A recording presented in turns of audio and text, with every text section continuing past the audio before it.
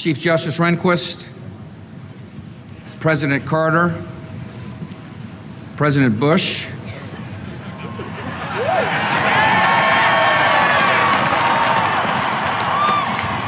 President Clinton, distinguished guests, and my fellow citizens. The peaceful transfer of authority is rare in history, yet common in our country. With a simple oath, we affirm old traditions and make new beginnings. As I begin, I thank President Clinton for his service to our nation.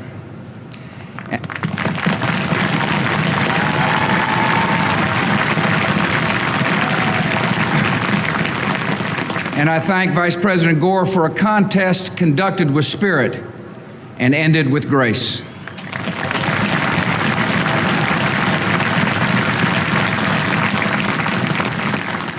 I am honored and humbled to stand here where so many of America's leaders have come before me, and so many will follow.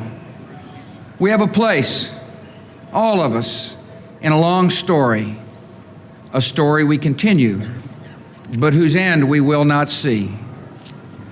It is a story of a new world that became a friend and liberator of the old. The story of a slave-holding society that became a servant of freedom. The story of a power that went into the world to protect but not possess, to defend but not to conquer. It is the American story, a story of flawed and fallible people united across the generations by grand and enduring ideals. The grandest of these ideals is an unfolding American promise that everyone belongs, that everyone deserves a chance, that no insignificant person was ever born. Americans are called to enact this promise in our lives and in our laws. And though our nation has sometimes halted and sometimes delayed, we must follow no other course. Through much of the last century, America's faith in freedom and democracy was a rock in a raging sea. Now it is a seed upon the wind, taking root in many nations. Our democratic faith is more than the creed of our country. It is the inborn hope of our humanity, an ideal we carry but do not own, a trust we bear and pass along. And even after nearly 225 years, we have a long way yet to travel. While many of our citizens prosper, others doubt the promise, even the justice of our own country. The ambitions of some Americans are limited by failing schools and hidden prejudice and the circumstances of their birth. And sometimes our differences run so deep, it seems we share a continent, but not a country. We do not accept this, and we will not allow it. Our unity, our union, is the serious work of leaders and citizens in every generation. And this is my solemn pledge. I will work to build a single nation of justice and opportunity.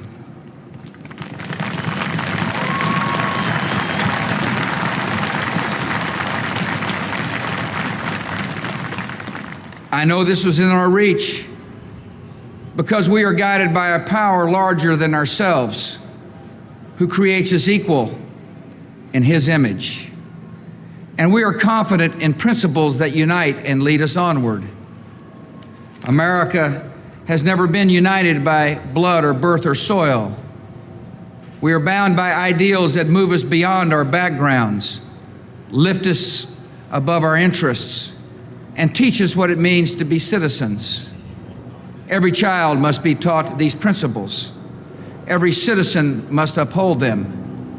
And every immigrant, by embracing these ideals, makes our country more, not less, American. Today,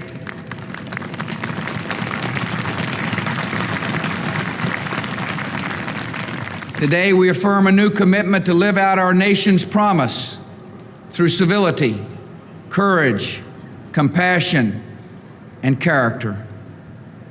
America at its best matches a commitment to principle with a concern for civility. A civil society demands from each of us goodwill and respect, fair dealing, and forgiveness. Some seem to believe that our politics can afford to be petty because in a time of peace, the stakes of our debates appear small. But the stakes for America are never small. If our country does not lead the cause of freedom, it will not be led. If we do not turn the hearts of children toward knowledge and character, we will lose their gifts and undermine their idealism. If we permit our economy to drift and decline, the vulnerable will suffer most. We must live up to the calling we share. Civility is not a tactic or a sentiment.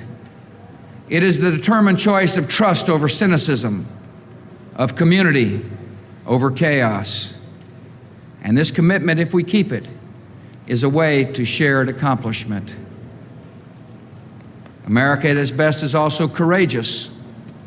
Our national courage has been clear in times of depression and war, when defeating common dangers defined our common good. Now we must choose if the example of our fathers and mothers will inspire us or condemn us. We must show courage in a time of blessing by confronting problems instead of passing them on to future generations.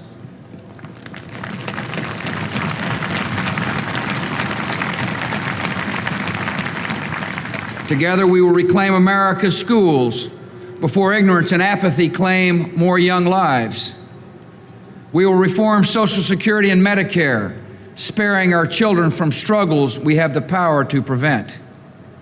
And we will reduce taxes to recover the momentum of our economy and reward the effort and enterprise of working Americans.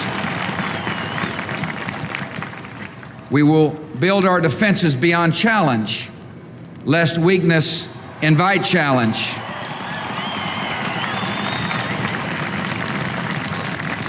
We will confront weapons of mass destruction so that a new century is spared new horrors.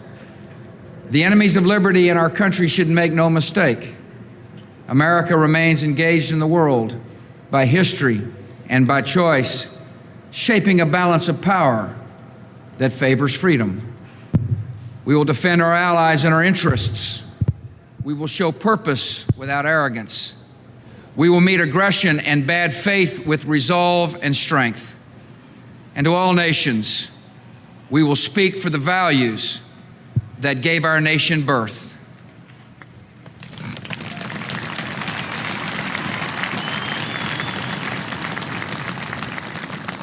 America at its best is compassionate. In the quiet of American conscience, we know that deep, persistent poverty is unworthy of our nation's promise.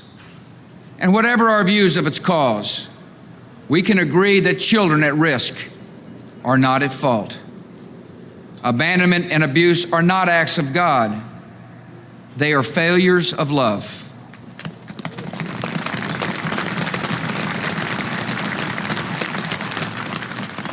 And the proliferation of prisons, however necessary, is no substitute for hope and order in our souls. Where there is suffering, there is duty. Americans in need are not strangers. They are citizens, not problems, but priorities. And all of us are diminished when any are hopeless.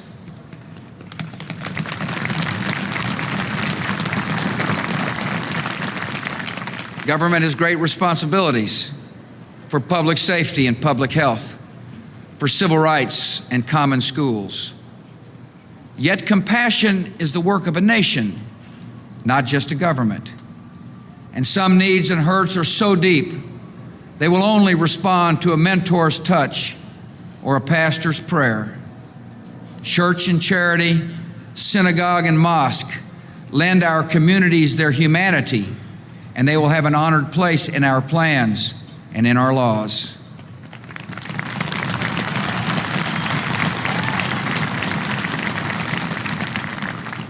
Many in our country do not know the pain of poverty, but we can listen to those who do. And I can pledge our nation to a goal. When we see that wounded traveler on the road to Jericho, we will not pass to the other side.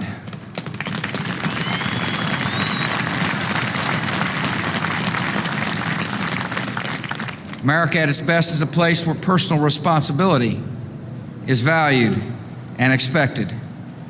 Encouraging responsibility is not a search for scapegoats. It is a call to conscience. And though it requires sacrifice, it brings a deeper fulfillment. We find the fullness of life not only in options, but in commitments. And we find that children and community are the commitments that set us free. Our public interest depends on private character, on civic duty and family bonds and basic fairness, on uncounted, unhonored acts of decency, which give direction to our freedom. Sometimes in life we're called to do great things, but as a saint of our times has said, every day we are called to do small things with great love. The most important tasks of a democracy are done by everyone. I will live and lead by these principles, to advance my convictions with civility, to pursue the public interest with courage, to speak for greater justice and compassion, to call for responsibility and try to live it as well. In all these ways, I will bring the values of our history to the care of our times. What you do is as important as anything government does. I ask you to seek a common good beyond your comfort, to defend needed reforms against easy attacks, to serve your nation beginning with your neighbor. I ask you to be citizens, citizens not spectators, citizens not subjects, responsible citizens building communities of service and a nation of character.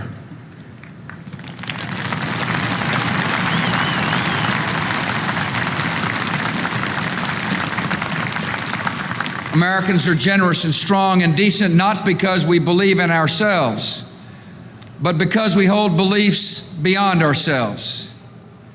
When this spirit of citizenship is missing, no government program can replace it. When this spirit is present, no wrong can stand against it.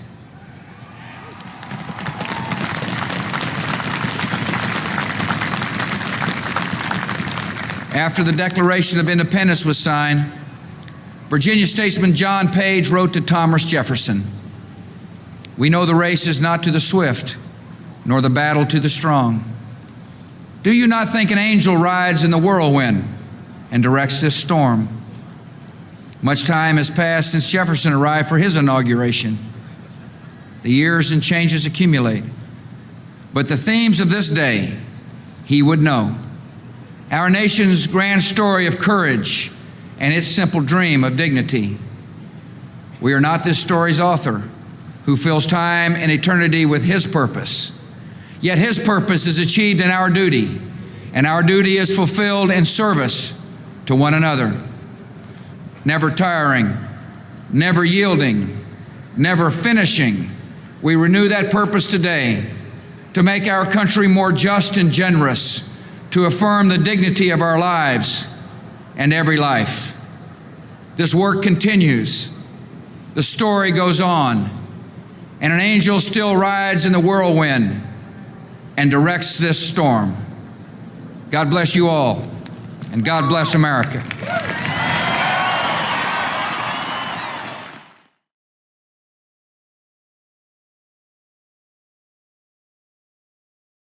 We are here in the middle hour of our grief. So many have suffered so great a loss, and today we express our nation's sorrow. We come before God to pray for the missing and the dead, and for those who love them. On Tuesday, our country was attacked with deliberate and massive cruelty. We have seen the images of fire and ashes and bent steel. Now come the names, the list of casualties we are only beginning to read. They are the names of men and women who began their day at a desk or in an airport, busy with life. They are the names of people who faced death and in their last moments called home to say, "Be brave, and I love you." They are the names of passengers who defied their murderers and prevented the murder of others on the ground.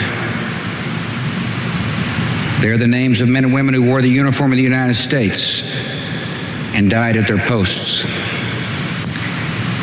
They are the names of rescuers, the ones whom death found running up the stairs and into the fires to help others. We will read all these names. We will linger over them and learn their stories, and many Americans will weep. To the children and parents and spouses and families and friends of the lost, we offer the deepest sympathy of the nation. And I assure you, you are not alone. Just 3 days removed from these events, Americans do not yet have the distance of history. But our responsibility to history is already clear: to answer these attacks and rid the world of evil. War has been waged against us by stealth and deceit and murder. This nation is peaceful, but fierce when stirred to anger. This conflict was begun on the timing and terms of others. It will end in a way and at an hour of our choosing. Our purpose as a nation is firm, yet our wounds as a people are recent and unhealed and lead us to pray. In many of our prayers this week, there's a searching and an honesty. At St. Patrick's Cathedral in New York on Tuesday, a woman said, "I prayed to God to give us a sign that He's still here." Others have prayed for the same, searching hospital to hospital, carrying pictures of those still missing. God's signs are not always the ones we look for. We learn in tragedy that His purposes are not always our own. Yet the prayers of private suffering, whether in our homes or in this great cathedral, are known and heard and understood. There are prayers that help us last through the day or endure the night. There are prayers of friends and strangers that give us strength for the journey. And there are prayers that yield our will to a will greater than our own.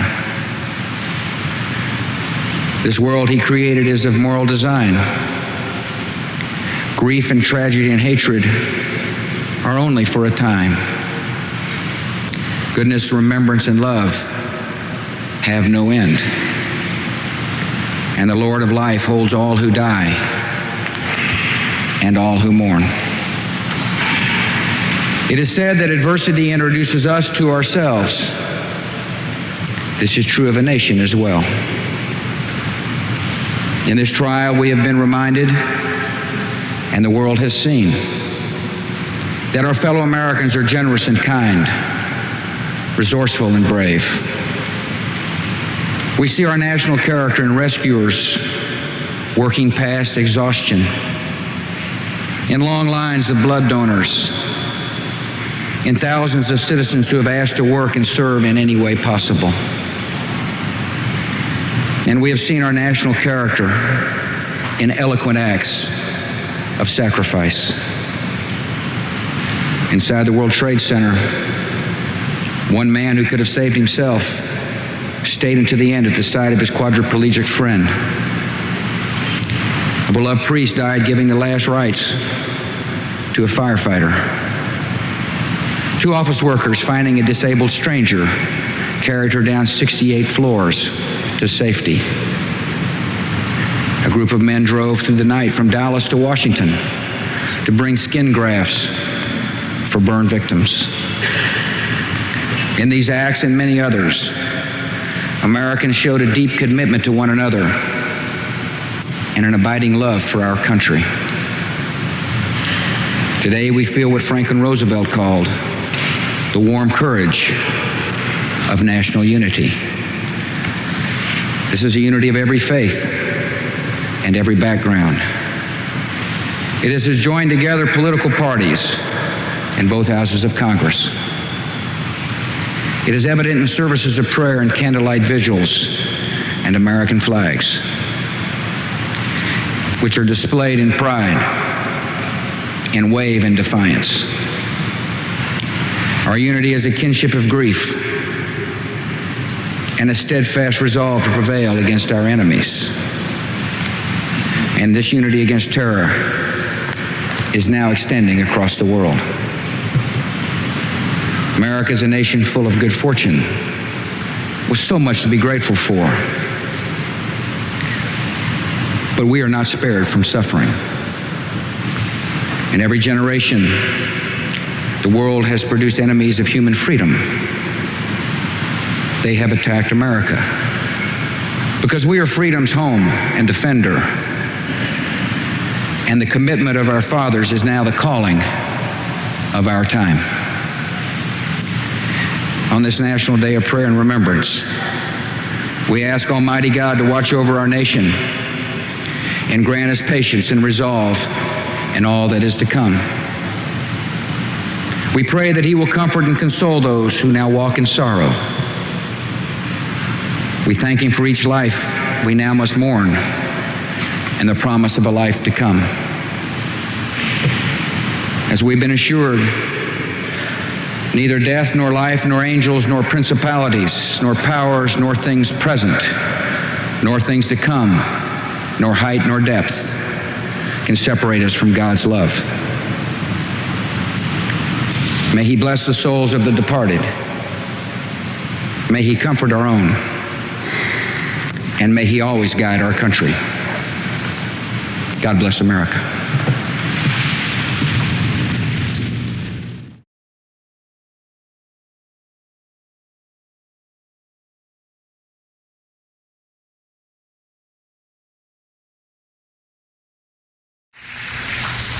Thank you. Mr. Secretary General, Mr. President, distinguished delegates, and ladies and gentlemen, we meet in a hall devoted to peace, in a city scarred by violence, in a nation awakened to danger, in a world uniting for a long struggle. Every civilized nation here today is resolved to keep the most basic commitment of civilization. We will defend ourselves and our future against terror and lawless violence. The United Nations was founded in this cause. In the Second World War, we learned there is no isolation from evil. We affirm that some crimes are so terrible they offend humanity itself. And we resolved that the aggressions and ambitions of the wicked must be opposed early, decisively, and collectively before they threaten us all. That evil has returned, and that cause is renewed. A few miles from here, many thousands still lie in a tomb of rubble. Tomorrow, the Secretary General, the President of the General Assembly, and I will visit that site where the names of every nation and region that lost citizens will be read aloud. If we were to read the names of every person who died, it would take more than 3 hours. Those names include a citizen of Gambia whose wife spent their 4th wedding anniversary, September the 12th, searching in vain for her husband. Those names include a man who supported his wife in Mexico, sending home money every week. Those names include a young Pakistani who prayed toward Mecca 5 times a day and died that day trying to save others. The suffering of September the 11th was inflicted on people of many faiths and many nations. All of the victims, including Muslims, were killed with equal indifference and equal satisfaction by the terrorist leaders. The terrorists are violating the tenets of every religion, including the one they invoke. Last week, the Sheikh of Al-Azhar University, the world's oldest Islamic institution of higher learning, declared that terrorism is a disease and that Islam prohibits killing innocent civilians. The terrorists call their cause holy, yet they fund it with drug dealing. They encourage murder and suicide in the name of a great faith that forbids both. They dare to ask God's blessing as they set out to kill innocent men, women, and children. But the God of Isaac and Ishmael would never answer such a prayer. And a murderer is not a martyr. He is just a murderer. Time is passing. Yet for the United States of America, there will be no forgetting September the 11th. We will remember every rescuer who died in honor. We will remember every family that lives in grief. We will remember the fire and ash, the last phone calls, the funerals of the children. And the people of my country will remember those who have plotted against us. We are learning their names. We are coming to know their faces. There is no corner of the earth distant or dark enough to protect them.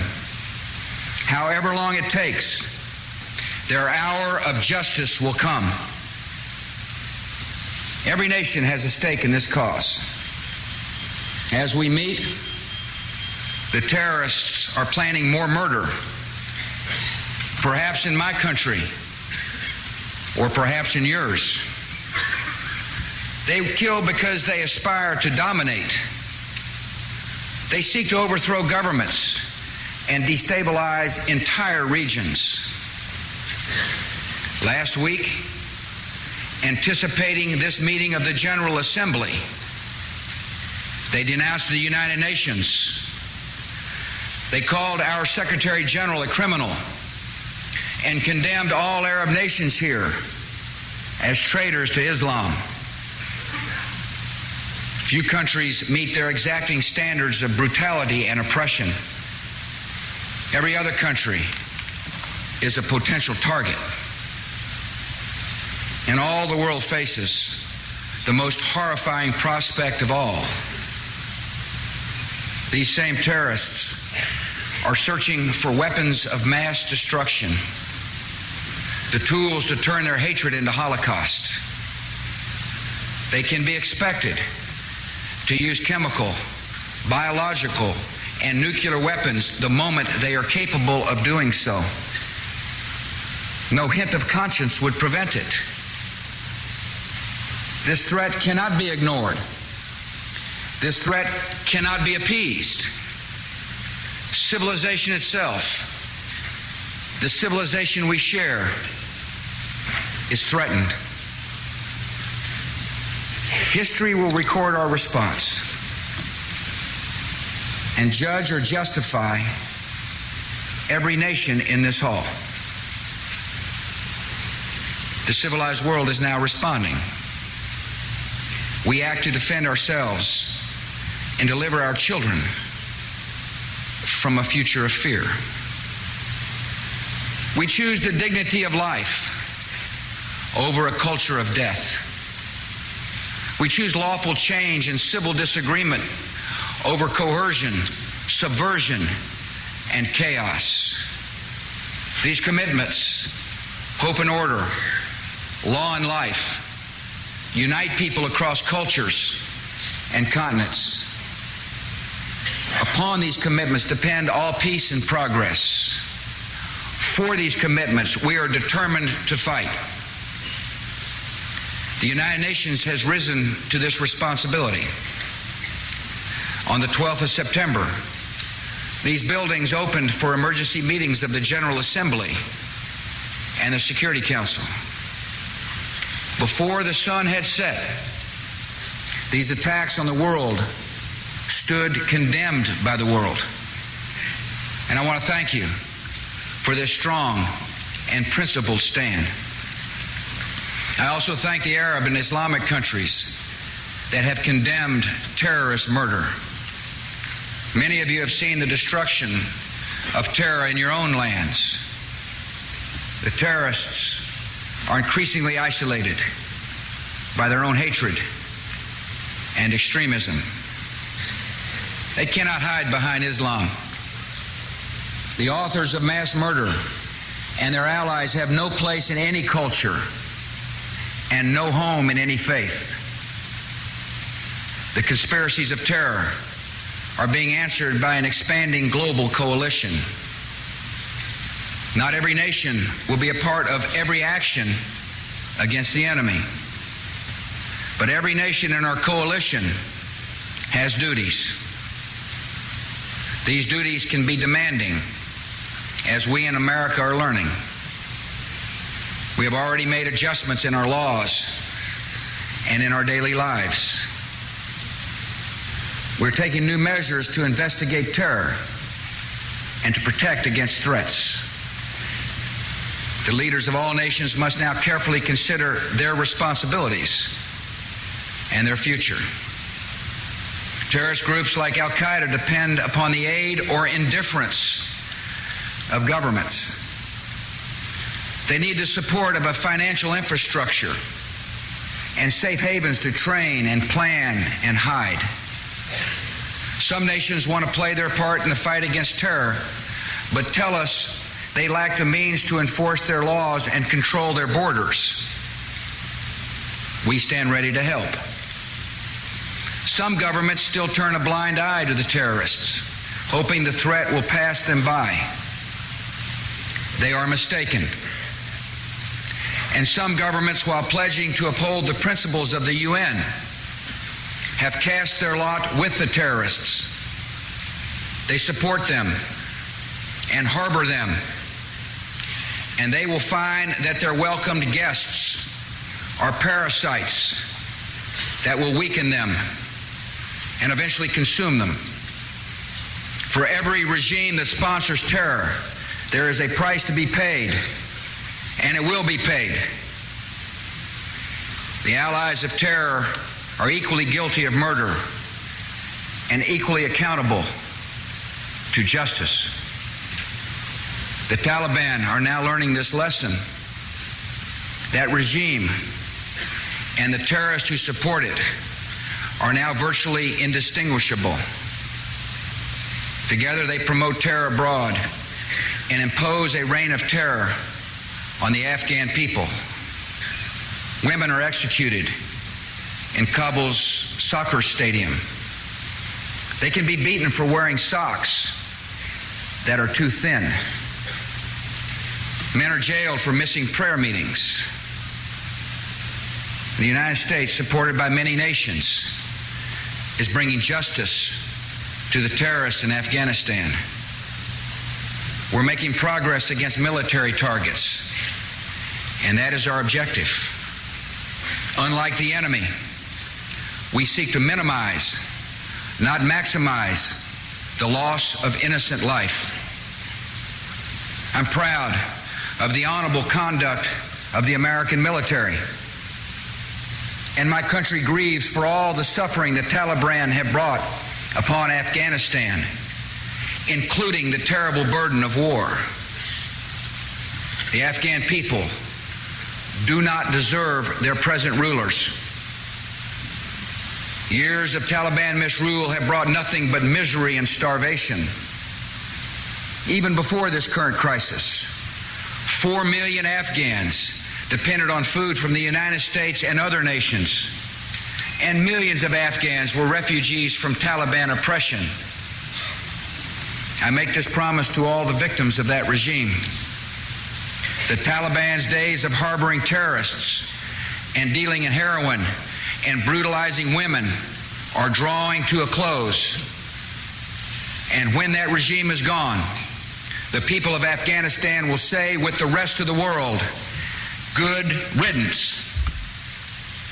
I can promise, too, that America will join the world in helping the people of Afghanistan rebuild their country. Many nations, including mine, are sending food and medicine to help Afghans through the winter. America has airdropped over 1.3 million packages of rations into Afghanistan. Just this week, we airlifted 20,000 blankets and over 200 tons of provisions into the region. We continue to provide humanitarian aid, even while the Taliban try to steal the food we send. More help eventually will be needed. The United States will work closely with the United Nations and development banks to reconstruct Afghanistan after hostilities there have ceased and the Taliban are no longer in control. And the United States will work with the UN to support a post-Taliban government that represents all of the Afghan people. In this war of terror, each of us must answer for what we have done or what we have left undone. After tragedy, there is a time for sympathy and condolence. And my country has been very grateful for both.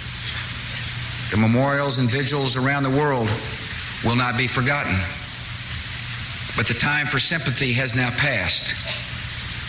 The time for action has now arrived. The most basic obligations in this new conflict have already been defined by the United Nations. On September the 28th, the Security Council adopted Resolution 1373. Its requirements are clear. Every United Nations member has a responsibility to crack down on terrorist financing. We must pass all necessary laws in our own countries to allow the confiscation of terrorist assets. We must apply those laws to every financial institution in every nation. We have a responsibility to share intelligence and coordinate the efforts of law enforcement. If you know something, tell us. If we know something, we'll tell you. And when we find the terrorists, we must work together to bring them to justice. We have a responsibility to deny any sanctuary, safe haven, or transit to terrorists. Every known terrorist camp must be shut down, its operators apprehended, and evidence of their arrest presented to the United Nations. We have a responsibility to deny weapons to terrorists and to actively prevent private citizens from providing them. These obligations are urgent, and they are binding on every nation with a place in this chamber. Many governments are taking these obligations seriously, and my country appreciates it. Yet even beyond Resolution 1373, more is required, and more is expected of our coalition against terror. We're asking for a comprehensive commitment to this fight. We must unite in opposing all terrorists, not just some of them. In this world, there are good causes and bad causes, And we may disagree on where that line is drawn. Yet there is no such thing as a good terrorist. No national aspiration, no remembered wrong can ever justify the deliberate murder of the innocent. Any government that rejects this principle, trying to pick and choose its terrorist friends, will know the consequences. We must speak the truth about terror. Let us never tolerate outrageous conspiracy theories concerning the attacks of September the 11th, malicious lies that attempt to shift the blame away from the terrorists themselves, away from the guilty. To inflame ethnic hatred is to advance the cause of terror. The war against terror must not serve as an excuse to persecute ethnic and religious minorities in any country. Innocent people must be allowed to live their own lives by their own customs, under their own religion. And every nation must have avenues for the peaceful expression of opinion and dissent. When these avenues are closed, the temptation to speak through violence grows. We must press on with our agenda for peace and prosperity in every land. My country is pledged to encouraging development and expanding trade. My country is pledged to investing in education and combating AIDS and other infectious diseases around the world. Following September 11th, these pledges are even more important. In our struggle against hateful groups that exploit poverty and despair, we must offer an alternative of opportunity and hope.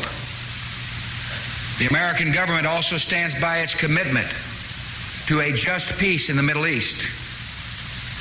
We are working toward a day when two states, Israel and Palestine, live peacefully together within secure and recognized borders as called for by the Security Council resolutions. We will do all in our power to bring both parties back into negotiations. But peace will only come when all have sworn off forever incitement, violence, and terror. And finally, this struggle is a defining moment for the United Nations itself, and the world needs its principled leadership. It undermines the credibility of this great institution, for example, when the Commission on Human Rights offers seats to the world's most persistent violators of human rights. The United Nations depends above all on its moral authority, and that authority must be preserved. The steps I've described will not be easy. For all nations, they will require effort. For some nations, they will require great courage. Yet the cost of inaction is far greater. The only alternative to victory is a nightmare world where every city is a potential killing field. As I told the American people, freedom and fear are at war. We face enemies that hate not our policies, but our existence, the tolerance of openness and creative culture that defines us. But the outcome of this conflict is certain. There is a current in history, and it runs toward freedom.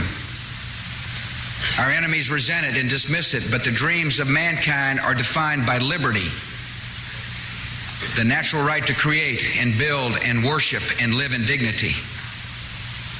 When men and women are released from oppression and isolation, they find fulfillment and hope, and they leave poverty by the millions.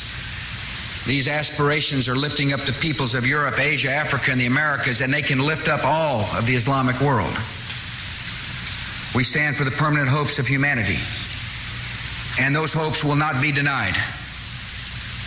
We are confident, too, that history has an author who fills time and eternity with his purpose. We know that evil is real, but good will prevail against it. This is the teaching of many faiths, and in that assurance we gain strength for a long journey. It is our task, the task of this generation, to provide the response to aggression and terror. We have no other choice because there is no other peace. We did not ask for this mission, yet there is honor in history's call. We have a chance to write the story of our times, a story of courage defeating cruelty and light overcoming darkness. This calling is worthy of any life and worthy of every nation. So let us go forward, confident, determined, and unafraid. Thank you very much.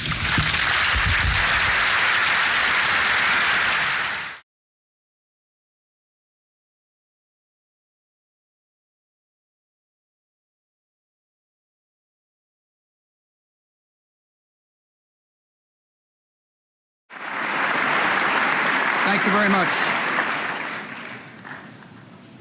Mr. Speaker, Vice President Cheney, members of Congress, distinguished guests, fellow citizens. As we gather tonight, our nation is at war, our economy is in recession, and the civilized world faces unprecedented dangers. Yet the state of our union has never been stronger.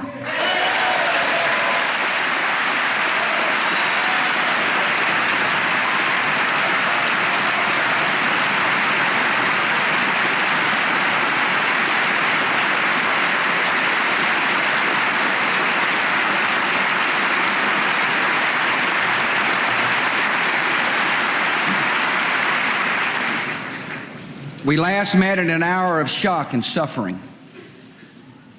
In 4 short months, our nation has comforted the victims, begun to rebuild New York and the Pentagon, rallied a great coalition, captured, arrested, and rid the world of thousands of terrorists, destroyed Afghanistan's terrorist training camps, saved the people from starvation, and freed a country from brutal oppression.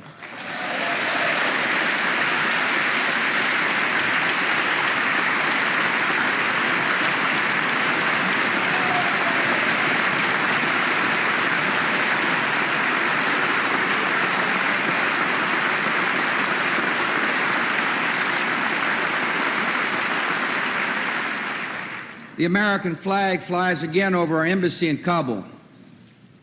Terrorists who once occupied Afghanistan now occupy cells at Guantanamo Bay.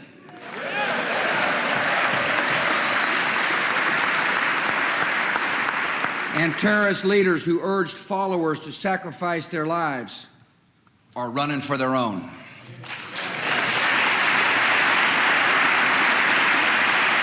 America and Afghanistan are now allies against terror. We'll be partners in rebuilding that country.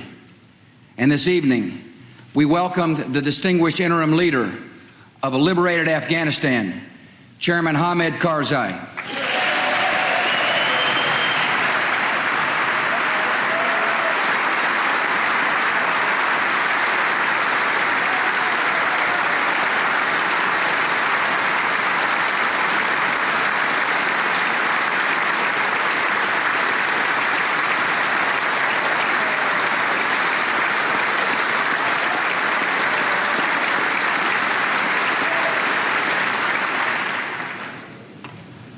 The last time we met in this chamber, the mothers and daughters of Afghanistan were captives in their own homes, forbidden from working or going to school.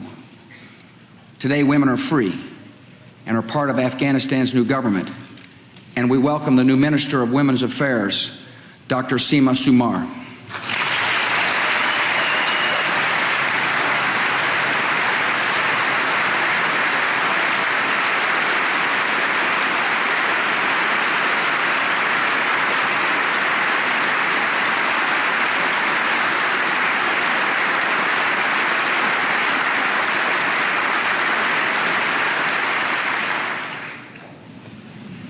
Our progress is a tribute to the spirit of the Afghan people, to the resolve of our coalition, and to the might of the United States military.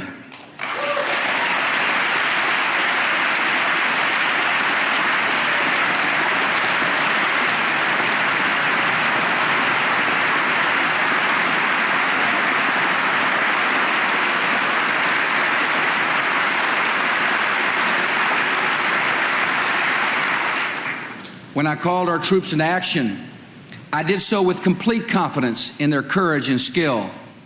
And tonight, thanks to them, we are winning the war on terror. The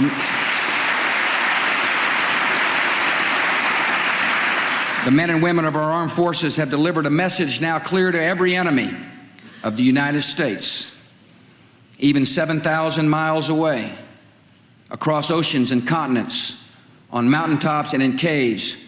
You will not escape the justice of this nation.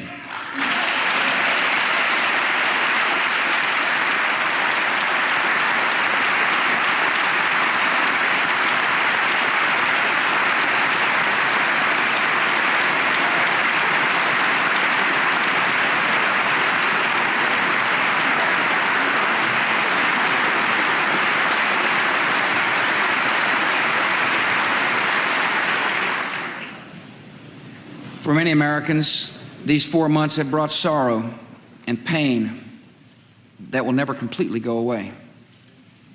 Every day, a retired firefighter returns to ground zero to feel closer to his 2 sons who died there.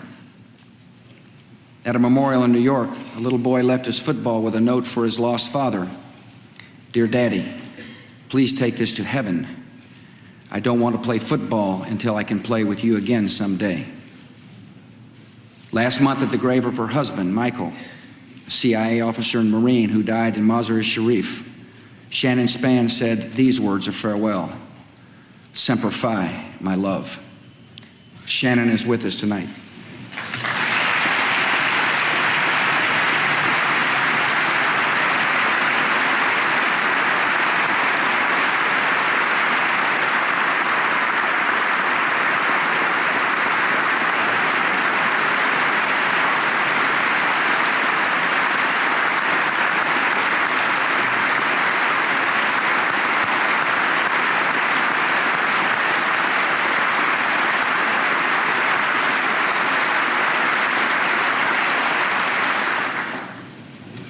Shannon, I assure you and all who have lost a loved one that our cause is just and our country will never forget the debt we owe Michael and all who gave their lives for freedom. Our cause is just, and it continues. Our discoveries in Afghanistan confirmed our worst fears and showed us the true scope of the task ahead. We have seen the depth of our enemies' hatred in videos where they laugh about the loss of innocent life. And the depth of their hatred is equaled by the madness of the destruction they design. We have found diagrams of American nuclear power plants and public water facilities, detailed instructions for making chemical weapons, surveillance maps of American cities, and thorough descriptions of landmarks in America and throughout the world. What we have found in Afghanistan confirms that far from ending there, our war against terror is only beginning. Most of the 19 men who hijacked planes on September the 11th were trained in Afghanistan's camps, and so were tens of thousands of others. Thousands of dangerous killers, schooled in the methods of murder, often supported by outlaw regimes, are now spread throughout the world like ticking time bombs set to go off without warning. Thanks to the work of our law enforcement officials and coalition partners, hundreds of terrorists have been arrested, yet tens of thousands of trained terrorists are still at large. These enemies view the entire world as the battlefield, and we must pursue them wherever they are.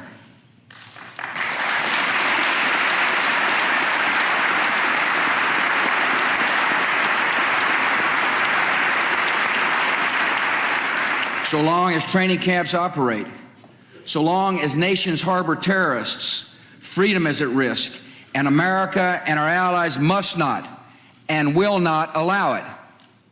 Our nation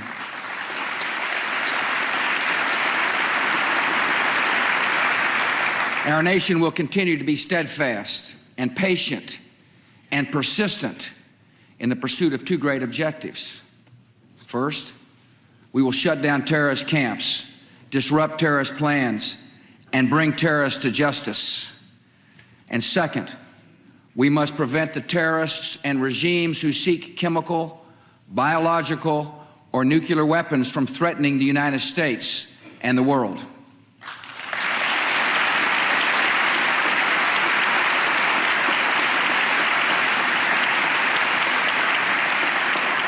Our military has put the terror training camps of Afghanistan out of business, yet camps still exist in at least a dozen countries. A terrorist underworld, including groups like Hamas, Hezbollah, Islamic Jihad, Jaish-e-Mohammed, operates in remote jungles and deserts and hides in the centers of large cities. While the most visible military action is in Afghanistan, America is acting elsewhere. We now have troops in the Philippines, helping to train that country's armed forces to go after terrorist cells that have executed an American and still hold hostages. Our soldiers, working with the Bosnian government, seized terrorists who were plotting to bomb our embassy. Our Navy is patrolling the coast of Africa to block the shipment of weapons and the establishment of terrorist camps in Somalia. My hope is that all nations will heed our call and eliminate the terrorist parasites who threaten their countries and our own. Many nations are acting forcefully. Pakistan is now cracking down on terror, and I admire the strong leadership of President Musharraf.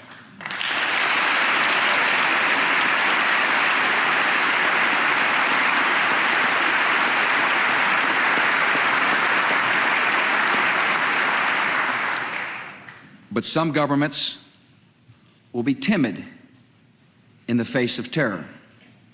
And make no mistake about it, if they do not act, America will.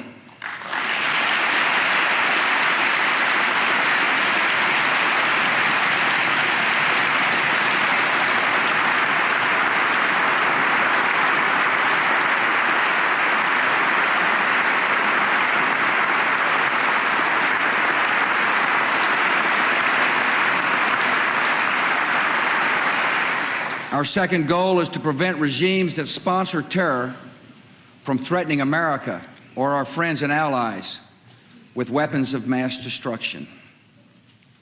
Some of these regimes have been pretty quiet since September the 11th, but we know their true nature. North Korea is a regime arming with missiles and weapons of mass destruction while starving its citizens. Iran aggressively pursues these weapons and exports terror, while an unelected few repress the Iranian people's hope for freedom. Iraq continues to flaunt its hostility toward America and to support terror. The Iraqi regime has plotted to develop anthrax and nerve gas and nuclear weapons for over a decade. This is a regime that has already used poison gas to murder thousands of its own citizens, leaving the bodies of mothers huddled over their dead children. This is a regime that agreed to international inspections, then kicked out the inspectors. This is a regime that has something to hide from the civilized world.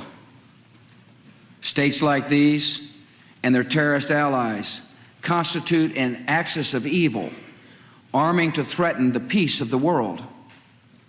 By seeking weapons of mass destruction, these regimes pose a grave and growing danger. They could provide these arms to terrorists, giving them the means to match their hatred. They could attack our allies or attempt to blackmail the United States. In any of these cases, the price of indifference would be catastrophic. We will work closely with our coalition to deny terrorists and their state sponsors the materials, technology, and expertise to make and deliver weapons of mass destruction. We will develop and deploy effective missile defenses to protect America and our allies from sudden attack.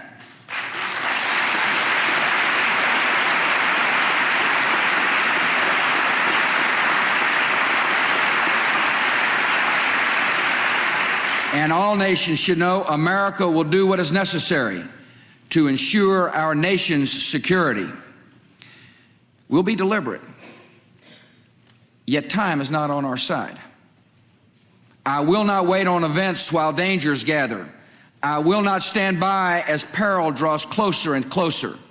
The United States of America will not permit the world's most dangerous regimes to threaten us with the world's most destructive weapons.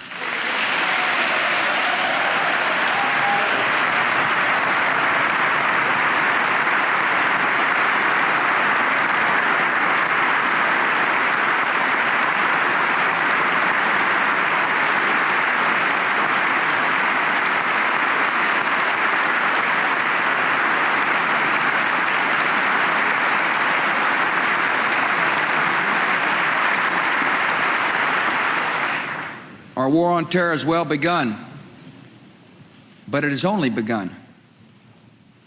This campaign may not be finished on our watch, yet it must be, and it will be, waged on our watch. We can't stop short. If we stop now, leaving terror camps intact and terror states unchecked, our sense of security would be false and temporary. History has called America and our allies to action, and it is both our responsibility and our privilege to fight freedom's fight.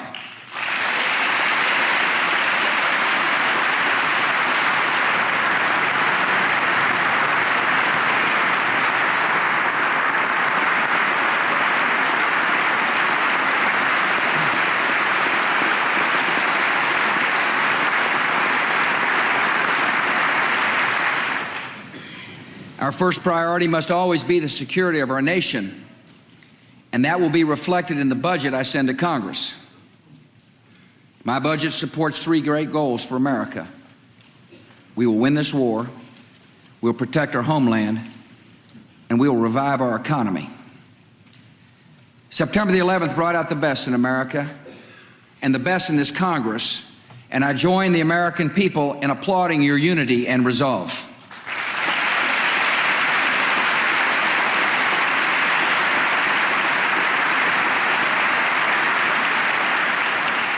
Now Americans deserve to have this same spirit directed toward addressing problems here at home. I'm a proud member of my party.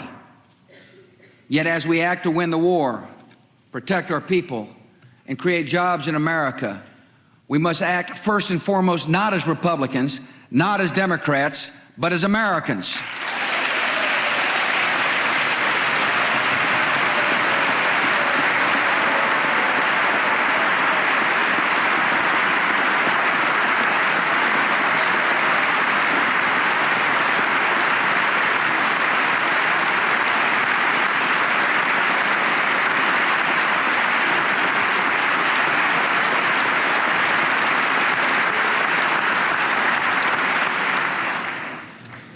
It costs a lot to fight this war. We have spent more than $1 billion a month, over $30 million a day, and we must be prepared for future operations. Afghanistan proved that expensive precision weapons defeat the enemy and spare innocent lives, and we need more of them. We need to replace aging aircraft and make our military more agile to put our troops anywhere in the world quickly and safely. Our men and women in uniform deserve the best weapons, the best equipment, the best training, and they also deserve another pay raise.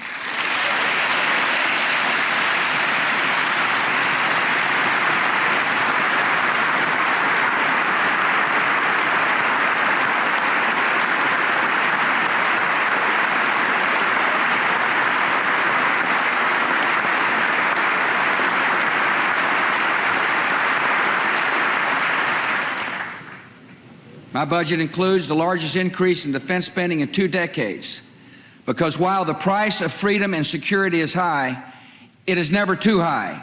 Whatever it costs to defend our country, we will pay.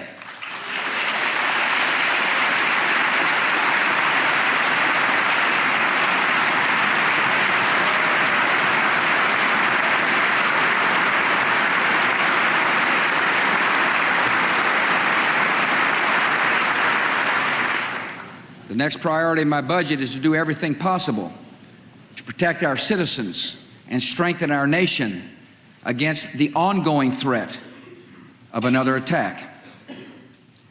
Time and distance from the events of September the 11th will not make us safer unless we act on its lessons. America is no longer protected by vast oceans. We are protected from attack only by vigorous action abroad and increased vigilance at home. My budget nearly doubles funding for a sustained strategy of homeland security focused on 4 key areas: bioterrorism, emergency response, airport and border security, and improved intelligence. We will develop vaccines to fight anthrax and other deadly diseases. We'll increase funding to help states and communities train and equip our heroic police and firefighters.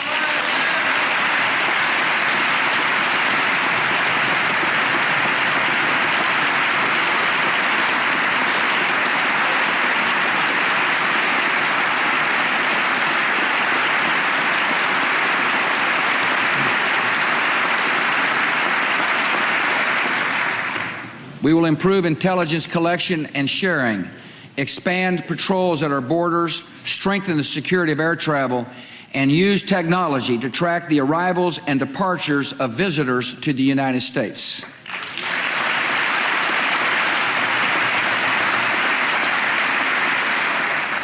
Homeland Security will make America not only stronger, but in many ways better. Knowledge gained from bioterrorism research will improve public health.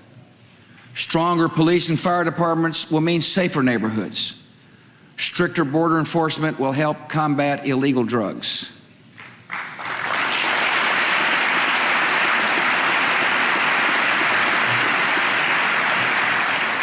And as government works to better secure our homeland, America will continue to depend on the eyes and ears of alert citizens. A few days before Christmas, an airline flight attendant spotted a passenger lighting a match. The crew and passengers quickly subdued the man, who had been trained by Al-Qaeda and was armed with explosives. The people on that plane were alert, and as a result likely saved nearly 200 lives. And tonight we welcome and thank Flight Attendant Hermes Moutardere and Christina Jones.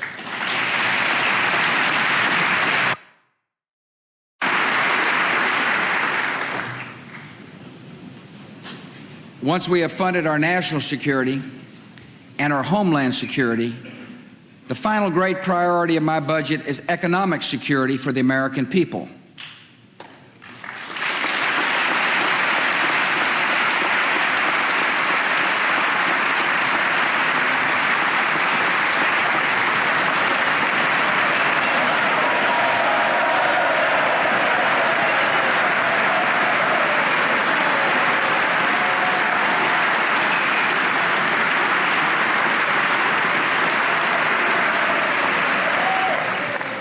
To achieve these great national objectives, to win the war, protect the homeland, and revitalize our economy, our budget will run a deficit that will be small and short-term so long as Congress restrains spending and acts in a fiscally responsible manner.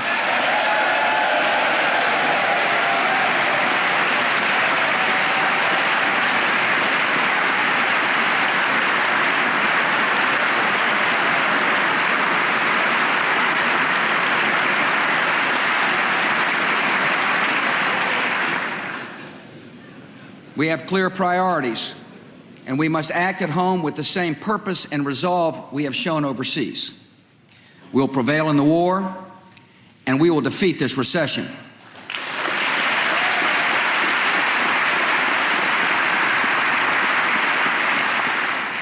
Americans who've lost their jobs need our help, and I support extending unemployment benefits and direct assistance for health care coverage.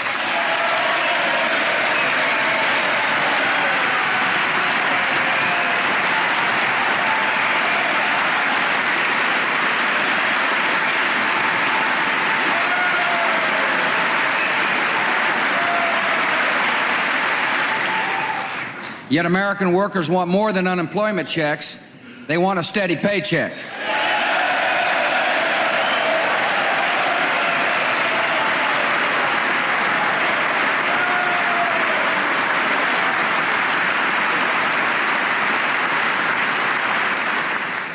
When America works, America prospers. So my economic security plan can be summed up in one word: jobs.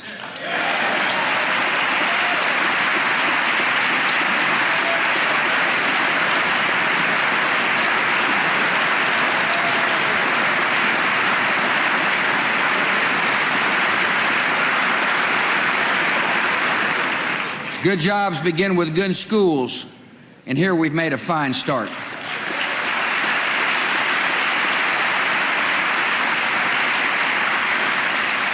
Republicans and Democrats work together to achieve historic education reform so that no child is left behind.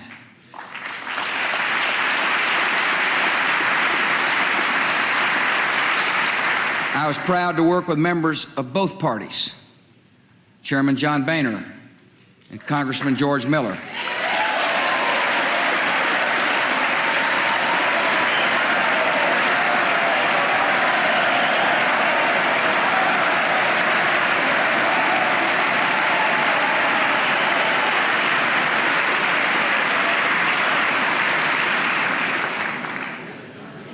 Senator Judd Gregg,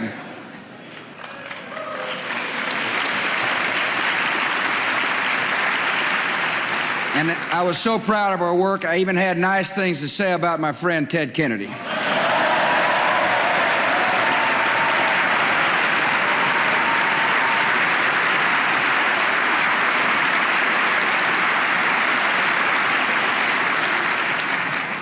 I know the folks at the Crawford Coffee Shop couldn't believe I'd say such a thing. But our work on this bill shows what is possible if we set aside posturing and focus on results.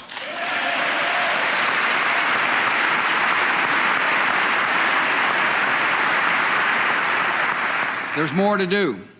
We need to prepare our children to read and succeed in school with improved Head Start and early childhood development programs.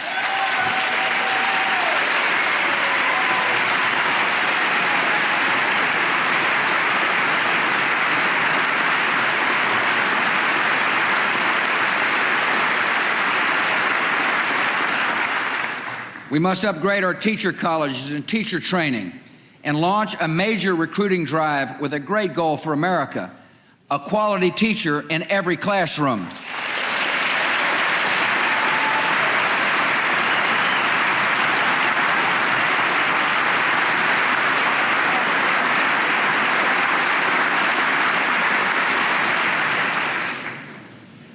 Good jobs also depend on reliable and affordable energy. This Congress must act to encourage conservation, promote technology, build infrastructure, and it must act to increase energy production at home so America is less dependent on foreign oil.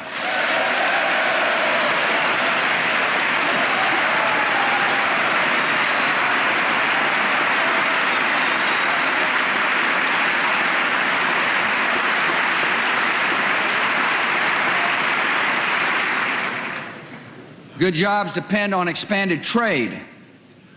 Selling into new markets creates new jobs. So I ask Congress to finally approve Trade Promotion Authority.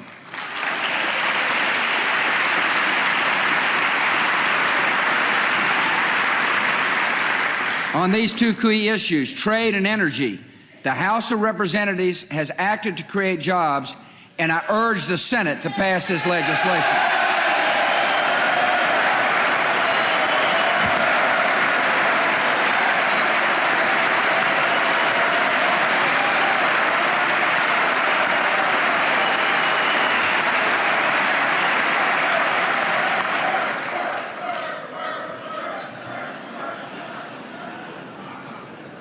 Good jobs depend on sound tax policy. Last year, some in this hall thought my tax relief plan was too small. Some thought it was too big. But when the checks arrived in the mail, most Americans thought tax relief was just about right.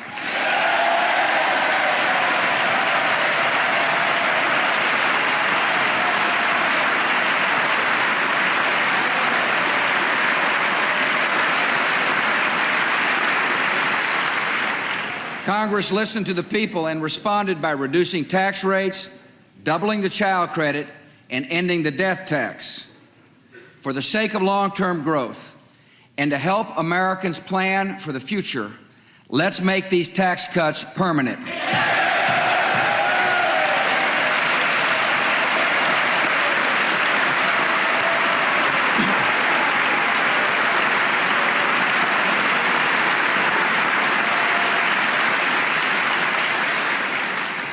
The way out of this recession, the way to create jobs, is to grow the economy by encouraging investment in factories and equipment, and by speeding up tax relief so people have more money to spend. For the sake of American workers, let's pass a stimulus package.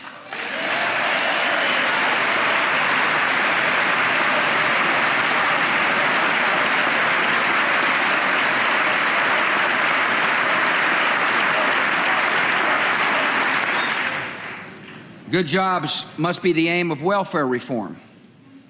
As we reauthorize these important reforms, we must always remember the goal is to reduce dependency on government and offer every American the dignity of a job.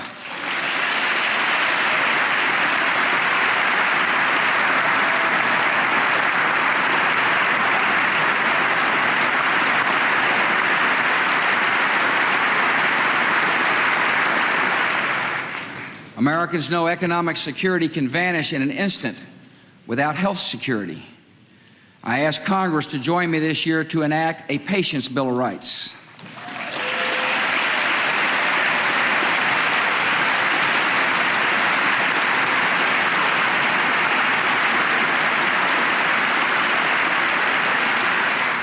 To give uninsured workers credits to help buy health coverage.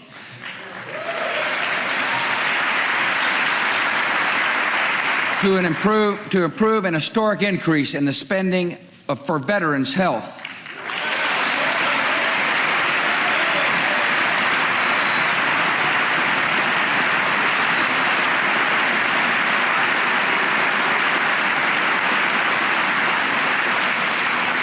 And to give seniors a sound and modern Medicare system that includes coverage for prescription drugs.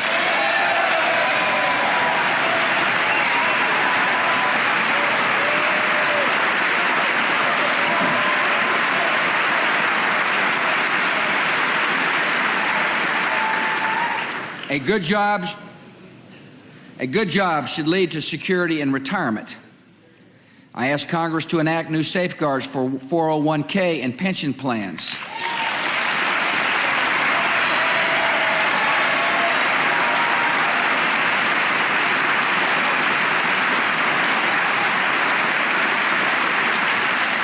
Employees who have worked hard and saved all their lives should not have to risk losing everything if their company fails.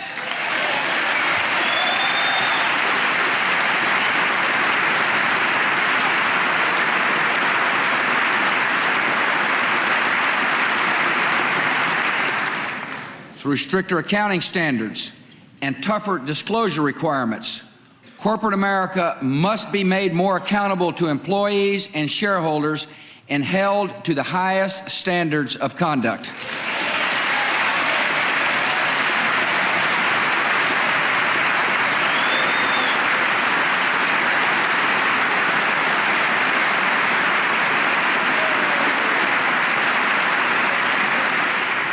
Retirement security also depends upon keeping the commitments of Social Security, and we will. We must make Social Security financially stable and allow personal retirement accounts for younger workers who choose them.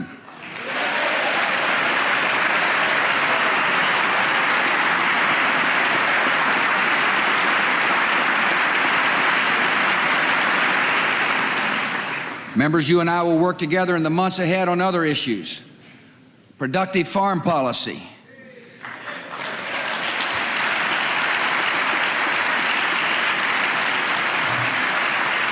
a cleaner environment,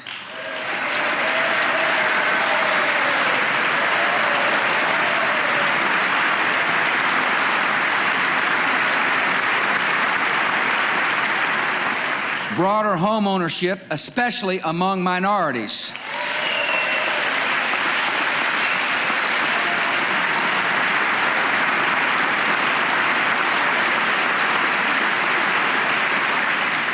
and ways to encourage the good work of charities and faith-based groups.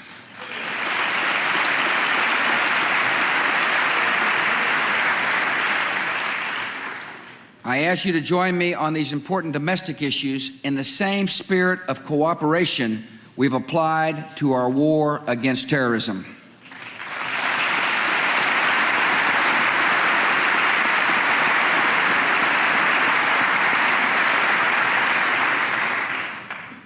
During these last few months, I've been humbled and privileged to see the true character of this country in a time of testing. Our enemies believed America was weak and materialistic, that we would splinter in fear and selfishness. They were as wrong as they are evil.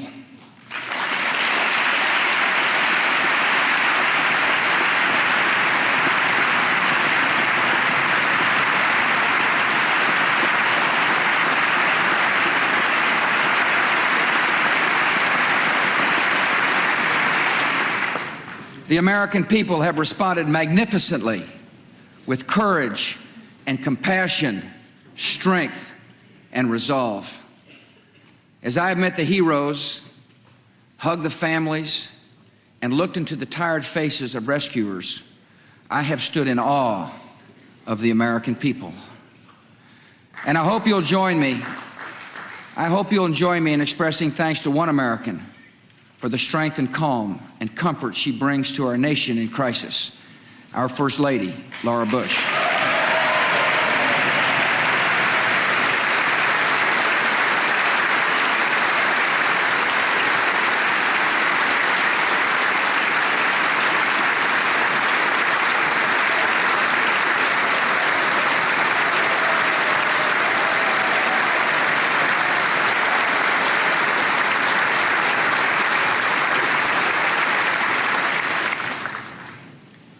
None of us would ever wish the evil that was done on September the 11th. Yet after America was attacked, it was as if our entire country looked into a mirror and saw our better selves. We were reminded that we are citizens with obligations to each other, to our country, and to history. We began to think less of the goods we can accumulate and more about the good we can do. For too long, our culture has said, if it feels good, do it. Now America is embracing a new ethic and a new creed. Let's roll.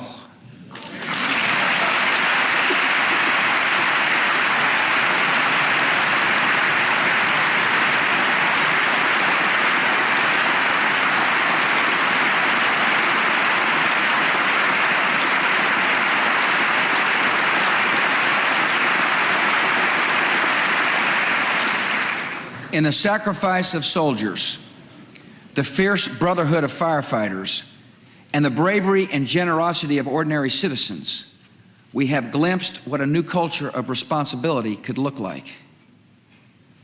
We want to be a nation that serves goals larger than self.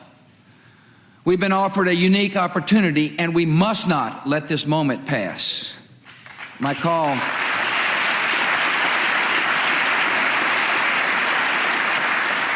call tonight is for every American to commit at least 2 years, 4,000 hours over the rest of your lifetime, to the service of your neighbors and your nation.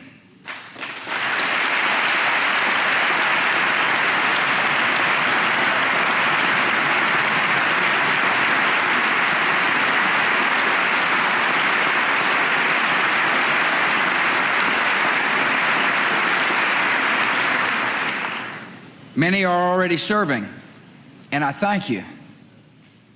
If you aren't sure how to help, I've got a good place to start. To sustain and extend the best that has emerged in America, I invite you to join the new USA Freedom Corps. The Freedom Corps will focus on 3 areas of need: responding in case of crisis at home, rebuilding our communities, and extending American compassion throughout the world. One purpose of the USA Freedom Corps will be homeland security. America needs retired doctors and nurses who can be mobilized in major emergencies, volunteers to help police and fire departments, transportation and utility workers well trained in spotting danger. Our country also needs citizens working to rebuild our communities. We need mentors to love children, especially children whose parents are in prison, and we need more talented teachers in troubled schools. USA Freedom Corps will expand and improve the good efforts of AmeriCorps and Senior Corps to recruit more than 200,000 new volunteers. And America needs citizens to extend the compassion of our country to every part of the world. So we will renew the promise of the Peace Corps, double its volunteers over the next 5 years.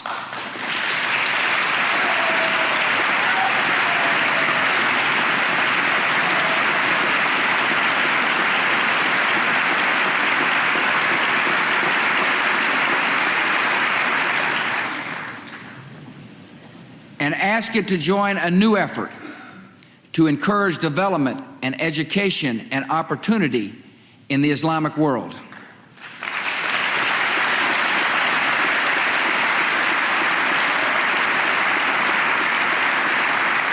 This time of adversity offers a unique moment of opportunity, a moment we must seize to change our culture. Through the gathering momentum of millions of acts of service and decency and kindness, I know we can overcome evil with greater good.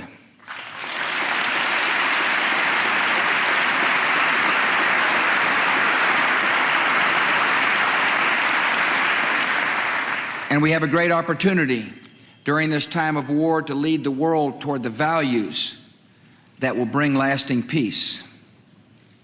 All fathers and mothers in all societies want their children to be educated and live free from poverty and violence.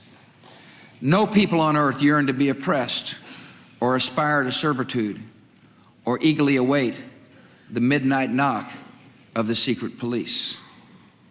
If anyone doubts this, let them look to Afghanistan, where the Islamic street greeted the fall of tyranny with song and celebration.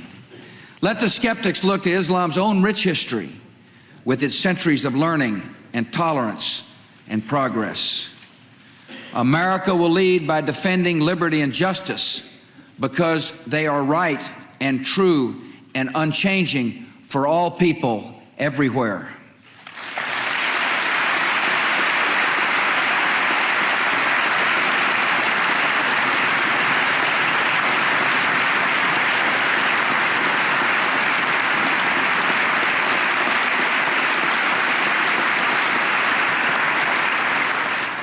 No nation owns these aspirations, and no nation is exempt from them. We have no intention of imposing our culture, but America will always stand firm for the non-negotiable demands of human dignity, the rule of law, limits on the power of the state, respect for women, private property, free speech, equal justice, and religious tolerance.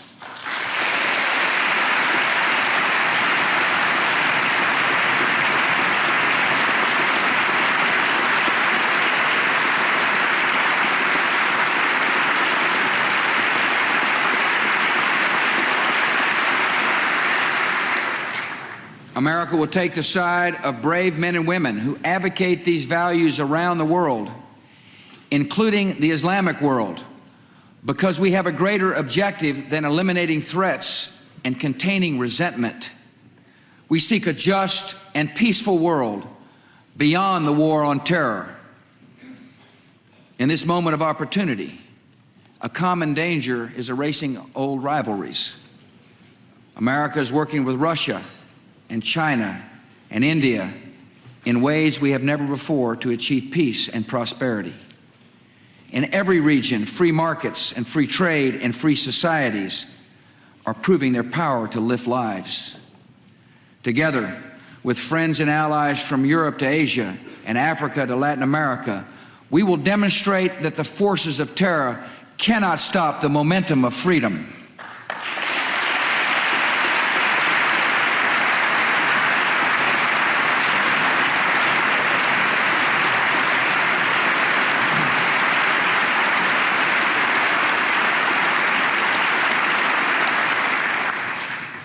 The last time I spoke here, I expressed the hope that life would return to normal.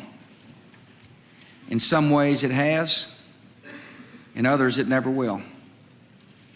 Those of us who have lived through these challenging times have been changed by them. We've come to know truths that we will never question. Evil is real, and it must be opposed.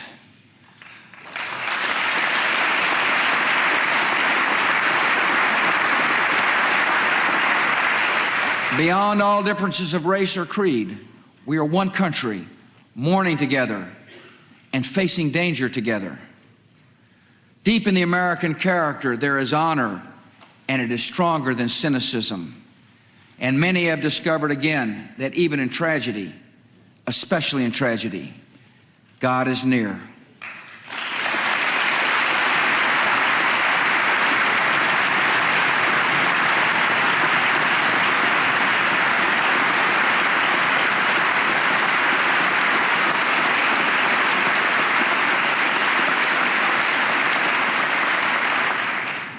In a single instant, we realized that this will be a decisive decade in the history of liberty, that we've been called to a unique role in human events. Rarely has the world faced a choice more clear or consequential. Our enemies send other people's children on missions of suicide and murder. They embrace tyranny and death as a cause and a creed. We stand for a different choice, made long ago on the day of our founding. We affirm it again today. We choose freedom and the dignity of every life.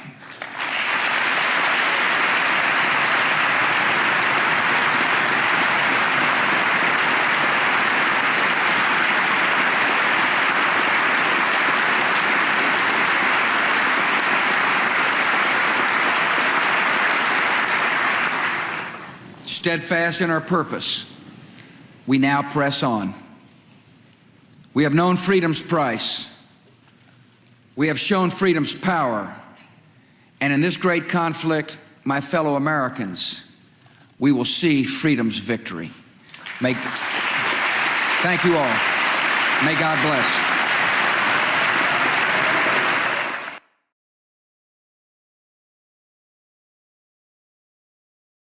This is a sad hour in the life of America.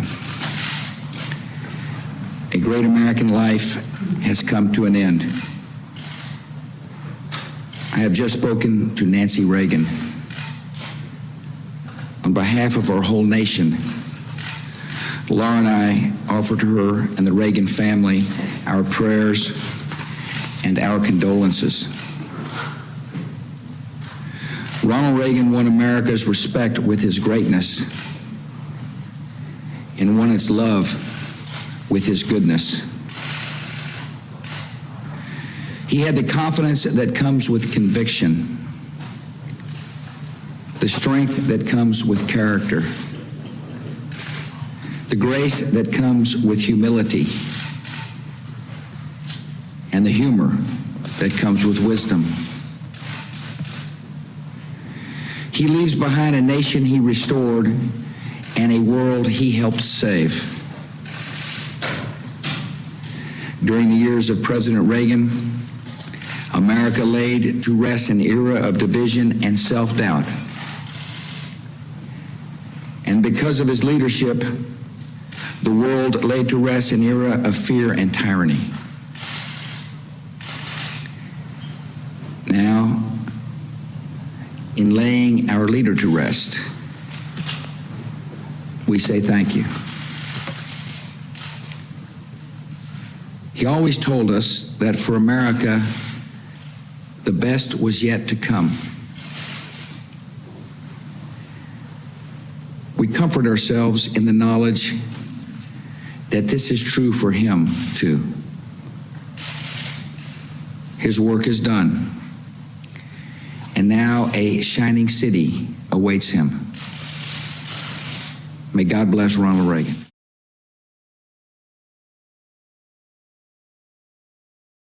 Thank you, President Biker, members of the faculty, distinguished guests, parents, friends, family, and most importantly, the class of 2005.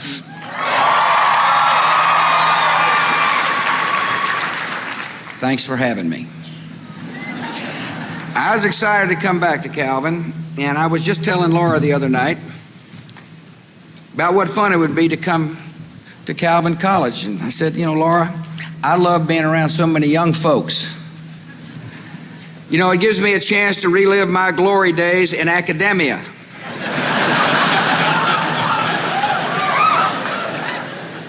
She said, George, that's not exactly how I would describe your college experience. She also said one other thing I think the graduates will appreciate hearing. Good piece of advice. She said, the folks here are here to get their diploma, not to hear from an old guy go on too long. So with that sage advice, here goes. I bring a great message of hope and freedom to Calvin College class of 2005. There's life after Professor Vanden Bosch and English 101.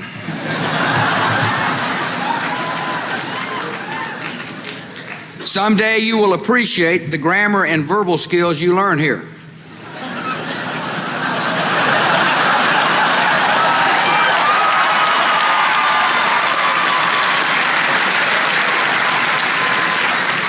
And if any of you wonder how far a mastery of the English language can take you,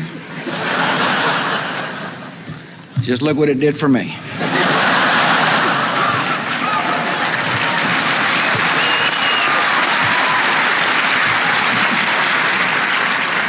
I thank the moms and dads here for your sacrifice and for your love.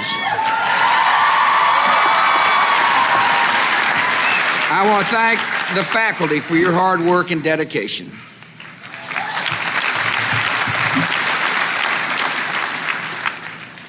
And again, I congratulate the class of 2005. Soon you will collect your degrees and say goodbyes to a school that has been your home, and you will take your rightful place in a country that offers you the greatest freedom and opportunity on earth.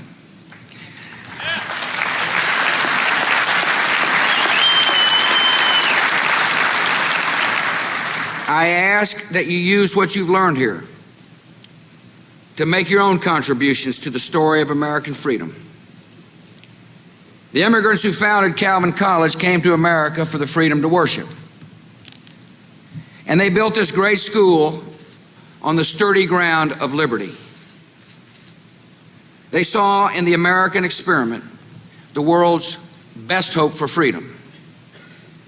And they weren't the only ones excited about what they saw. In 1835, a young civil servant and aristocrat from France named Alexis de Tocqueville would publish a book about America that still resonates today. The book is called Democracy in America. And in it, this young Frenchman said that the secret to America's success was our talent for bringing people together for the common good.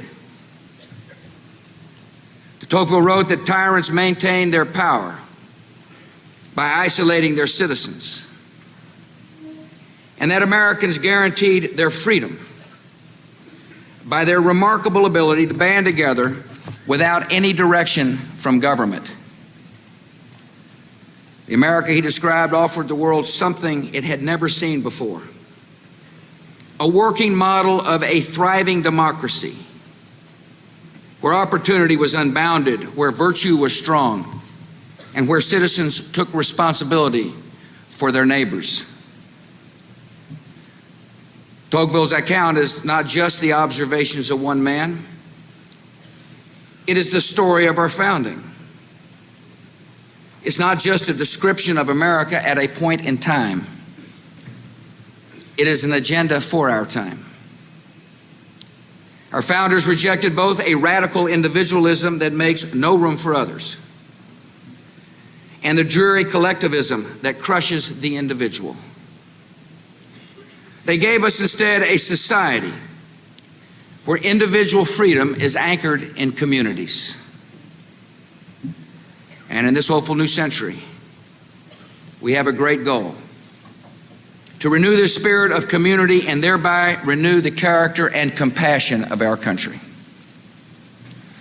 First, we must understand that the character of our citizens is essential to society. In a free and compassionate society, the public good depends on private character. That character is formed and shaped in institutions like family, faith, and the many civil and social and civic organizations, from the Boy Scouts to the Rotary clubs. The future success of our nation depends on our ability to understand the difference between right and wrong and to have the strength of character to make the right choices. Government cannot create character, but it can and should respect and support the institutions that do. Second, we must understand the importance of keeping power close to the people. Local people know local problems. They know the names and faces of their neighbors. The heart and soul of America is in our local communities. It is in the citizen school boards that determine how our children are educated. It's in the city councils and state legislators that reflect the unique needs and priorities of the people they serve. It's in the volunteer groups that transform towns and cities into caring communities and neighborhoods. In the years to come, I hope that you'll consider joining these associations or serving in government. Because when you come together to serve a cause greater than yourself, you will energize your communities and you will help build a more just and compassionate America. Finally, we must understand that it is by becoming active in our communities that we move beyond our narrow interests. In today's complex world, there are a lot of things that pull us apart. We need to support and encourage the institutions and pursuits that bring us together. And we learn how to come together by participating in our churches and temples and mosques and synagogues, civil rights organizations, in our PTAs and JCs, in our gardening and book clubs, interest groups and chambers of commerce, and in our service groups from soup kitchens to homeless shelters. All these organizations promote the spirit of community and help us acquire the habits of heart that are so vital to a free society. And because one of the deepest values of our country is compassion, we must never turn away from any citizen who feels isolated from the opportunities of America. Our faith-based and community groups provide the armies of compassion that help people who wonder if the American dream is meant for them. These armies of compassion are the great engines of social change. They serve individual and local needs. And they have been found at the front of every great movement in American history. The history of forming associations dedicated to serving others is as old as America itself. From abolition societies and suffrage movements to immigrant aid groups and prison reform ministries, America's social entrepreneurs have often been far ahead of our government in identifying and meeting the needs of our fellow countrymen. Because they are closer to the people they serve, Our faith-based and community organizations deliver better results than government. And they have a human touch. When a person in need knocks on the door of a faith-based or community organization, he or she is welcome as a brother or a sister. No one understood this better than another 19th century visitor to America whose name is well known to Calvin College, Abraham Kuyper. Kuyper was a Dutchman who would be elected as nation's prime minister. And he knew all about the importance of associations because he founded so many of them, including 2 newspapers, a political party, and a university. Kuyper contrasted the humanizing influence of independent social institutions with the mechanical character of government. And in a famous speech right here in Grand Rapids, he urged Dutch immigrants to resist the temptation to retreat behind their own walls. He told them to go out into their adopted America and make a true difference as true Christian citizens. Our government is encouraging all Americans to make a difference. Through our faith-based and community initiative, we're mobilizing Americans to volunteer through the USA Freedom Corps. We'll do our part, but ultimately, service is up to you. It is your choice to make.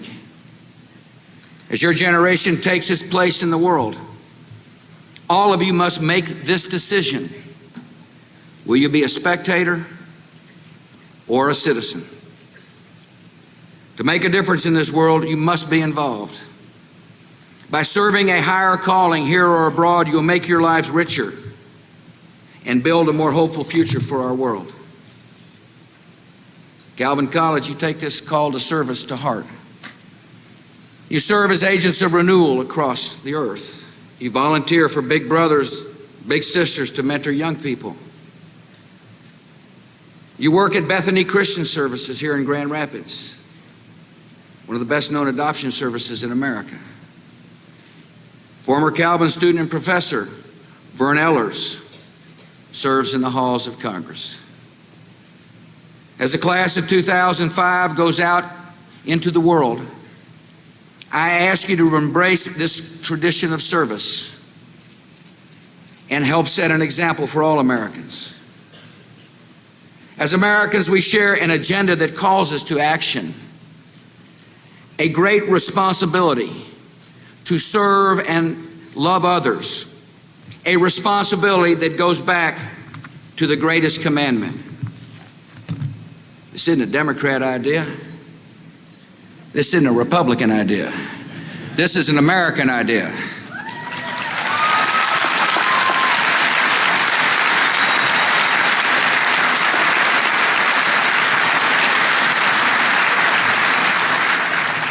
It has sustained our nation's liberty for more than 200 years.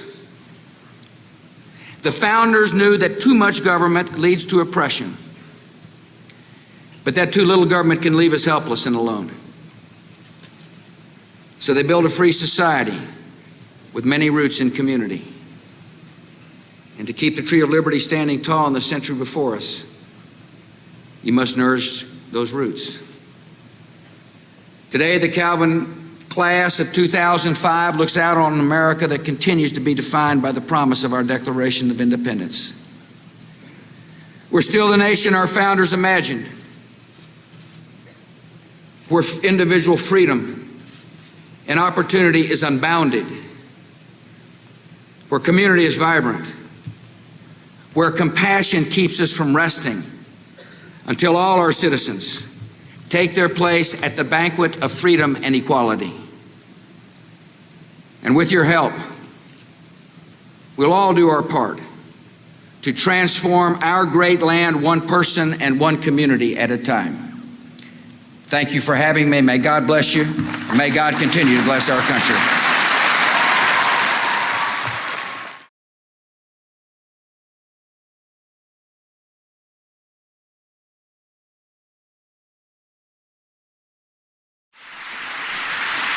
Thank you. Fellow citizens, for 8 years it has been my honor to serve as your president.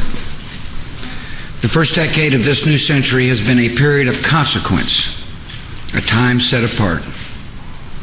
Tonight, with a thankful heart, I have asked for a final opportunity to share some thoughts on the journey that we have traveled together and the future of our nation. 5 days from now, the world will witness the vitality of American democracy. In a tradition dating back to our founding, the presidency will pass to a successor chosen by you, the American people. Standing on the steps of the Capitol will be a man whose history reflects the enduring promise of our land. This is a moment of hope and pride for our whole nation. And I join all Americans in offering best wishes to President-elect Obama, his wife Michelle, and their 2 beautiful girls.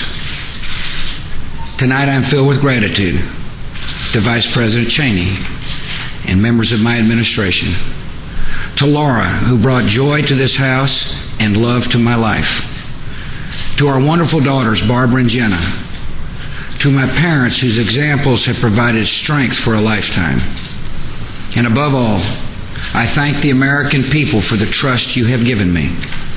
I thank you for the prayers that have lifted my spirits. And I thank you for the countless acts of courage, generosity, and grace that I have witnessed these past 8 years. This evening, my thoughts return to the first night I addressed you from this house, September the 11th, 2001. That morning, terrorists took nearly 3,000 lives in the worst attack on America since Pearl Harbor. I remember standing in the rubble of the World Trade Center 3 days later, surrounded by rescuers who had been working around the clock. I remember talking to brave souls who charged through smoke-filled corridors at the Pentagon, and to husbands and wives whose loved ones became heroes aboard Flight 93. I remember Arlene Howard, who gave me her fallen son's police shield as a reminder of all that was lost, and I still carry his badge. As the years passed, most Americans were able to return to life much as it had been before 9/11. But I never did.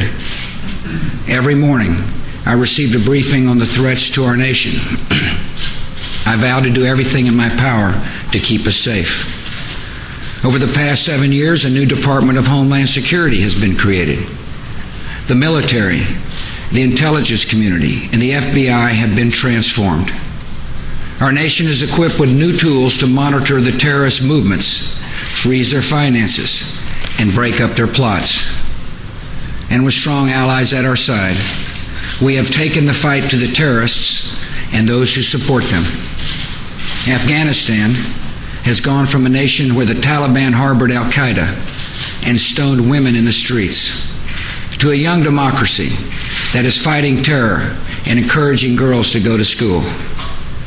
Iraq has gone from a brutal dictatorship and a sworn enemy of America to an Arab democracy at the heart of the Middle East and a friend of the United States.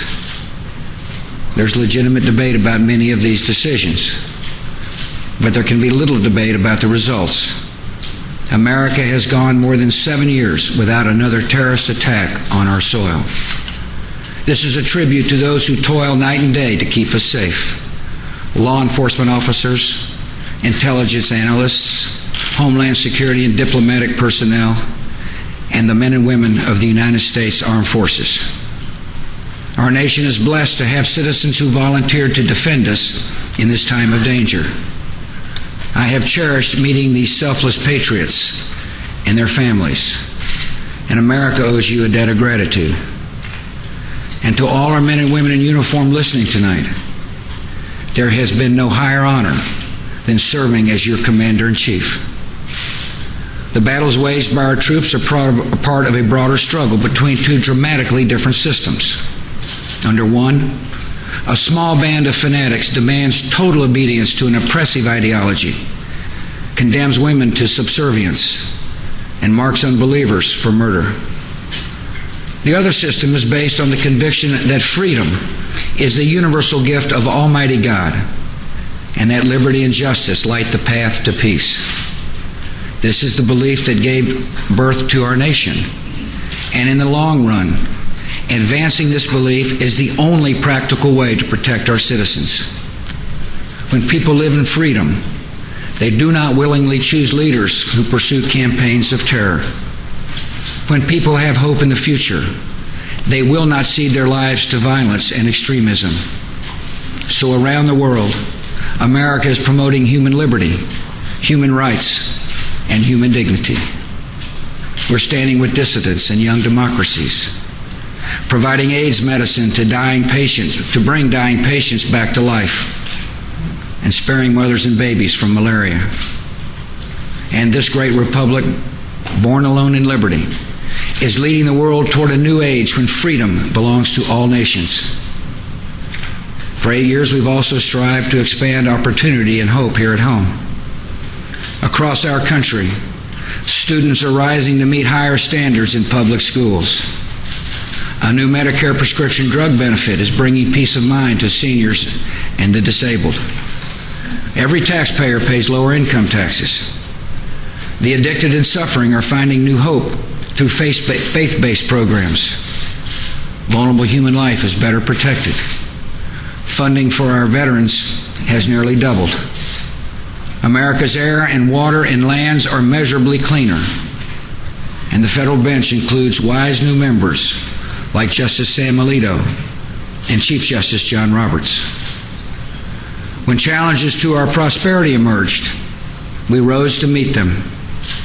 Facing the prospect of a financial collapse, we took decisive measures to safeguard our economy. These are very tough times for hard-working families, but the toll would be far worse if we had not acted. All Americans are in this together, and together, with determination and hard work, we will restore our economy to the path of growth. We will show the world once again the resilience of America's free enterprise system. Like all who have held this office before me, I have experienced setbacks. And there are things I would do differently if given the chance. Yet I've always acted with the best interests of our country in mind. I have followed my conscience and done what I thought was right. You may not agree with some of the tough decisions I have made, but I hope you can agree that I was willing to make the tough decisions. The decades ahead will bring more hard choices for our country, and there are some guiding principles that should shape our course. While our nation is safer than it was 7 years ago, the gravest threat to our people remains another terrorist attack. Our enemies are patient and determined to strike again. America did nothing to seek or deserve this conflict, but we have been given solemn responsibilities, and we must meet them. We must resist complacency. We must keep our resolve, and we must never let down our guard. At the same time, we must continue to engage the world with confidence and clear purpose. In the face of threats from abroad, it can be tempting to seek comfort by turning inward. But we must reject isolationism and its companion, protectionism. Retreating behind our borders would only invite danger. In the 21st century, security and prosperity at home depend on the expansion of liberty abroad. If America does not lead the cause of freedom, that cause will not be led. As we address these challenges and others we cannot foresee tonight, America must maintain our moral clarity. I've often spoken to you about good and evil, and this has made some uncomfortable. But good and evil are present in this world, and between the two, there can be no compromise. Murdering the innocent to advance an ideology is wrong every time, everywhere. Freeing people from oppression and despair is eternally right. This nation must continue to speak out for justice and truth. We must always be willing to act in their defense and to advance the cause of peace. President Thomas Jefferson once wrote, "I like the dreams of the future better than the history of the past." As I leave the house he occupied 2 centuries ago, I share that optimism. America is a young country, full of vitality, constantly growing and renewing itself. And even in the toughest times, we lift our eyes to the broad horizon ahead. I have confidence in the promise of America because I know the character of our people. This is a nation that inspires immigrants to risk everything for the dream of freedom. This is a nation where citizens show calm in times of danger and compassion in the face of suffering. We see examples of America's character all around us. And Laura and I have invited some of them to join us in the White House this evening. We see America's character in Dr. Tony Rekasner, a principal who opened a new charter school from the ruins of Hurricane Katrina. We see it in Julio Medina, a former inmate who leads a faith-based program to help prisoners returning to society. We see it in Staff Sergeant Aubrey McDade, who charged into an ambush in Iraq and rescued 3 of his fellow Marines. We see America's character in Bill Krisoff, a surgeon from California. His son, Nathan, a Marine, gave his life in Iraq. When I met Dr. Krisoff and his family, he delivered some surprising news. He told me he wanted to join the Navy Medical Corps in honor of his son. This good man was 60 years old, 18 years above the age limit. But his petition for a waiver was granted, and for the past year he is trained in battlefield medicine. Lieutenant Commander Krisoff could not be here tonight because he will soon deploy to Iraq, where he will help save America's wounded warriors and uphold the legacy of his fallen son. In citizens like these, we see the best of our country, resilient and hopeful, caring and strong. These virtues give me an unshakable faith in America. We have faced danger and trial, and there's more ahead. But with the courage of our people and confidence in our ideals, this great nation will never tire, never falter, and never fail. It has been the privilege of a lifetime to serve as your president. There have been good days and tough days. But every day I have been inspired by the greatness of our country and uplifted by the goodness of our people. I have been blessed to represent this nation we love, and I will always be honored to carry a title that means more to me than any other: Citizen of the United States of America. And so, my fellow Americans, for the final time, good night. May God bless this House and our next president. And may God bless you and our wonderful country. Thank you.